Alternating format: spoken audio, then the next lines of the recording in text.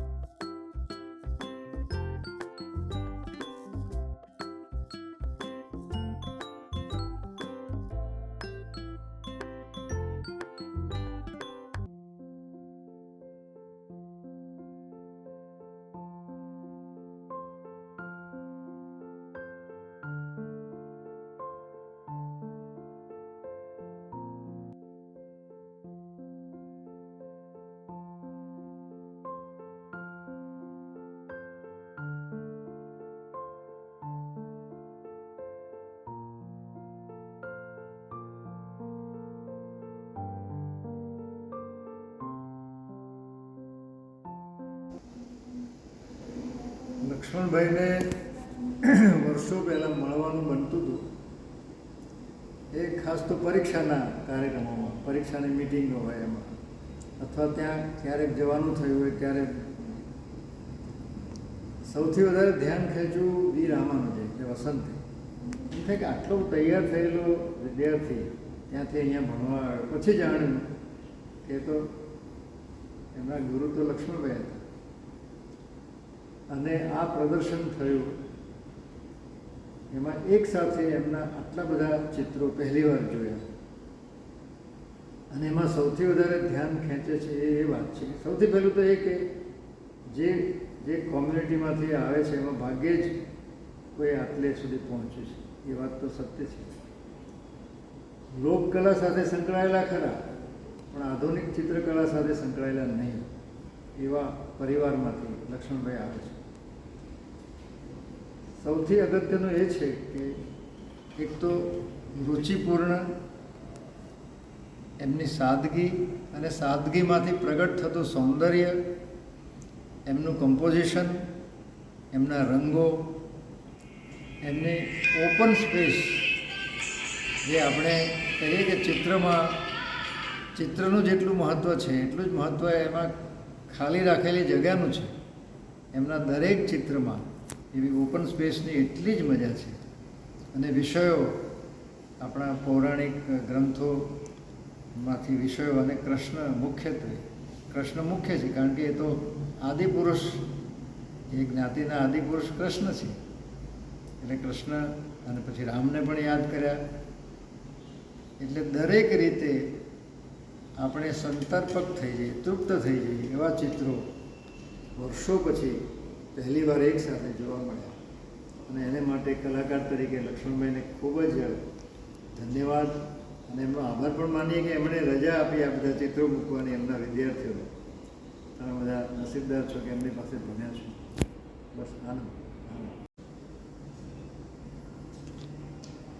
લક્ષ્મણભાઈ, તમને શું લાગે છે આ પ્રદર્શન થયું એમાં? મને સાહેબ પહેલી વસ્તુ છે કે મારા આ પ્રદર્શનના ઉદ્ઘાટનની અંદર જે કાંઈ આવી વ્યક્તિઓ આવી છે એ વ્યક્તિઓની મને કલ્પના પણ નહોતી કે મારા આ પ્રદર્શનના ઉદ્ઘાટનમાં આવી વ્યક્તિઓ મારા ઉદ્ઘાટનમાં આવશે અને મને મળશે.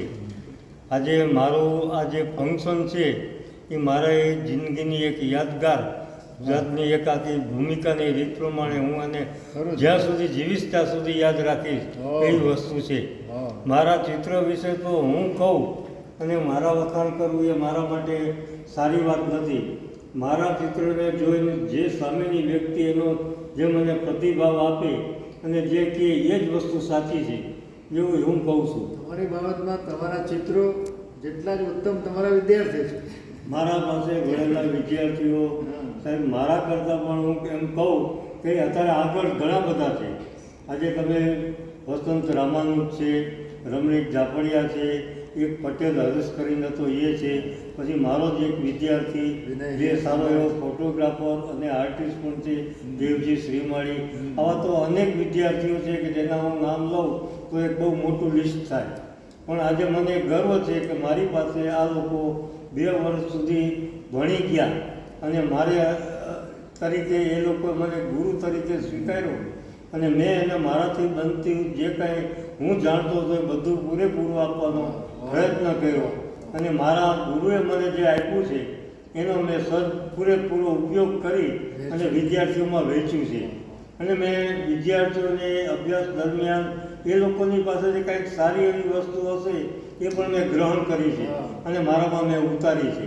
આજે મારા ચિત્રોની અંદર રંગ મેળવણી પહેલેથી મને બહુ શોખ હતો અને બહુ રંગના એક 2 રંગો મેળવી જુદા જુદા રંગના સંયોજનોને એવું કરતો.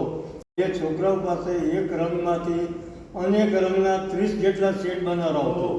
ત્યારે છોકરોની પાસે રંગની મેળવણીની કેટલી સૂઝ અને કેટલું એનું ધૈર્ય છે એ તરત તમે જોઈ શકો. એ જ રીત પ્રમાણેની રીત અપનાવીને હું મારા ચિત્રની અંદર બહુ ઝીણવટભરી ઝીણું કામ કરવાનું અને ધીરજથી કામ કરવાની મારી પહેલેથી જ આ રીત રહી છે અને આજે પણ હું ધીરજથી જ કામ કરું છું.